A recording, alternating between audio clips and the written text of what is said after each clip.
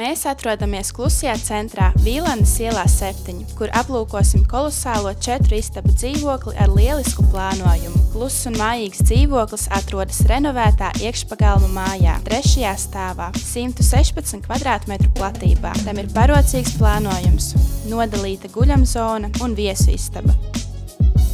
Lieliska lokācija, klusais centrs, viesturdārs, Kronvalda parks un Andrajosta ieskauj dzīvokli. Tajā pašā laikā Vecrīga tikai 10 minūšu pastaigas attālumā. Dzīvoklis sastāv no 3 izolētām guļamistabām.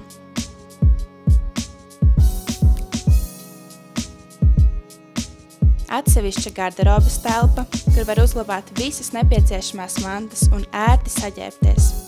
Plašas viesistabas, kur pavadīt lieliskus vakarus ar ģimeni. Atsevišķas virtuves, gaiteņa, plašas vannas istabas, kur var ierīkot atsevišķu dušas telpu. Kā arī iespēja izbūvēt kamīnu. Dzīvoklī ir saglabāts vēsturiskais šarms, plaši plastikāta logi un augstie griesti. Virtuvē atrodas akmens masas virtuves virsma, lielā trauku mazgājumā mašīna, iebūvēta cepeškrāsns, mikroviļņu krāsns un leduskapis, kā arī liels ēdamgalds ģimenei. Visā vannas istabā ieklātas siltās grīdas.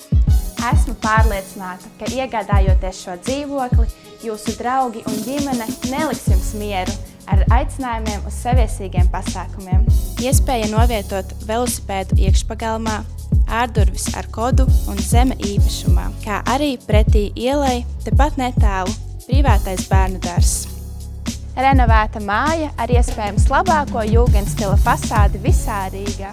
Lieliska infrastruktūra un atrašanās vieta vēstniecību rajonā, kā arī viss nepieciešamais tikai soļu attālumā.